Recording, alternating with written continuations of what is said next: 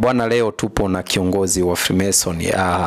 Tumeona so vema tumtembelee tuweze kujua yale mambo ambayo wao wanayafanya chini au siri kubwa zinazopatikana kwenye hiki chama cha Freemason. Bwana kiongozi, heshima yako. Salama, habari yako? Safi, tumefurahi kuja. Asante sana, karibu sana. Kuna watu wengi wanataka kujua siri na mambo ambayo mnayafanya nyie Freemason, mambo ambayo watu wengi wamezania kwamba ni mambo ya kishirikina. Leo tupo hapa, kwanza tungependa kufahamu majina yako, unaitwa nani? Kwa majina naitwa Mr. Kadungure. Mr. Kadungure ni kiongozi wa chama hiki, lakini dini yetu sio ushirikina, ni dini kama dini zingine.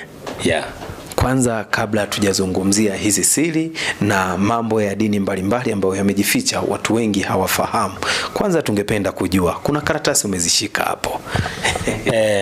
Kama ulivyoona watu wengi wamejaa hapo nje. Kuna vijana wametoka Kongo, wametoka Botswana, wametoka Zambia, wametoka Kenya, Uganda. Hii tunamsajili mwanachama mpya, lazima asajiliwe katika fomu hizi. Hii fomu naona ya East Africa, kuna fomu ya international, anasajiliwa kwamba yeye ni nani, anaitwa ana umri gani, anafanya kazi gani. Hizo fomu kwa ajili ya usajili. Ndio maana vijana wamekaa wengi hapo nje. Tumeona wewe kidogo una utofauti na baadhi ya watu wanafanya ibada. Hivi ibada zenu utofauti na ibada zingine ni nini? Ukiingia kwenye chama chetu ndio utajua ibada zetu zinafanyika muda gani, kwa namna gani. Sisi tuwezi kuweka mambo wazi wakati wewe ni mwandishi wa habari. Vitu hivi tuviweka mtandaoni inakuwa sio vizuri.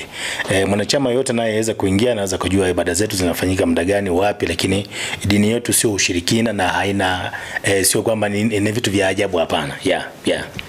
Ubize kwa nafasi ambayo toka mwanzo tumefika hapa, tumeona wewe uko bize tofauti na watu wengine. Kwanza tungependa kufahamu wewe ni kiongozi tu kwenye chama kama msemaji au ni kiongozi wa namna gani?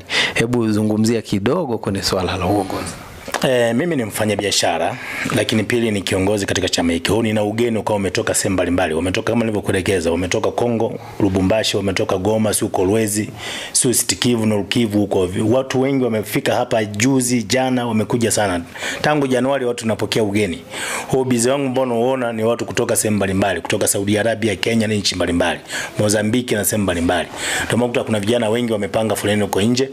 Kutoka asubuhi tulikuwa kwenye usajili, ndio maana niko na fomu na vijana wengi wamekaa huko nje wanasubiri, wengine wapo kwenye mahoteli huko. Mimi ni kiongozi kwa East Africa na Tanzania kwa ujumla.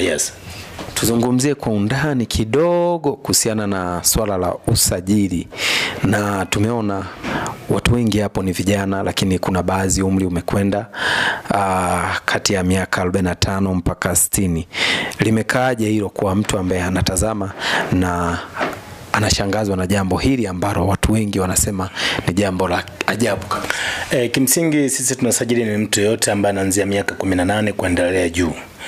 Alafu tunasajili jinsia zote, awe wa kike au wa kiume, awe mfanyabiashara asiwe mfanyabiashara, wafanyakazi wa serikali, wasanii, wachezaji wa mpira na watu mbalimbali. Wanaingia, tunawapokea kwa mikono yote miwili. Kwa mtazamaji au mtu ambaye anakifuatilia hiki chama chenu ambacho mnaita Freemason, maana hapo niona umeandika Freemason, lakini japo kwa imejificha free kuna Mason TZ. Ni faida gani ambayo ina tofauti na watu kuingia kwenye chama chenu? Cha kwanza, mtu anapoingia katika chama chetu anabadilisha maisha yake kutoka hali ambayo ya kiuchumi ambayo alikuwa anaishi, na sisi tunampa nguvu, tunampa fedha na yaweze kwenda mahali pengine, aweze kusaidia ndugu zake, apate amiliki magari mazuri, amiliki magari mazuri, amiliki nyumba nzuri, amiliki biashara kubwa, asaidie ndugu zake na wasiojiweza. Kama ulivyoona hapo, walio wengi wamekuja, wengine wanaomba msaada. Kuna vituo vya watoto yatima, tunatoa misaada na kadhalika. Kwa sisi jukumu letu kama chama ni kuwasaidia watu kutoka mahali pamoja kwenda hatua nyingine. Yes. Lakini umezungumza kwamba mnawasaidia watu. Wakati huo tunaona kwamba watu wengi wanazungumza kuhusiana na mali zenu za Freemason kwamba ni mali ambazo sio nzuri. wewe unaweza ukazungumza nini kuhusiana na hili ambalo linasemekana kwamba pesa au mali zenu sio nzuri? Ingekuwa mali zetu sio nzuri, mimi nisingeweza kuingia. Nilifanya research ya hali ya juu miaka 20 iliyopita, ndio maana niliingia katika chama hiki. Kuna marafiki zangu mpaka sasa hivi wako China huko, wako Marekani huko, wapo katika chama. Hao ndio walioniingiza mimi mpaka kupata uongozi, kuweza kuwasajili watu wengine. Maneno vizuri.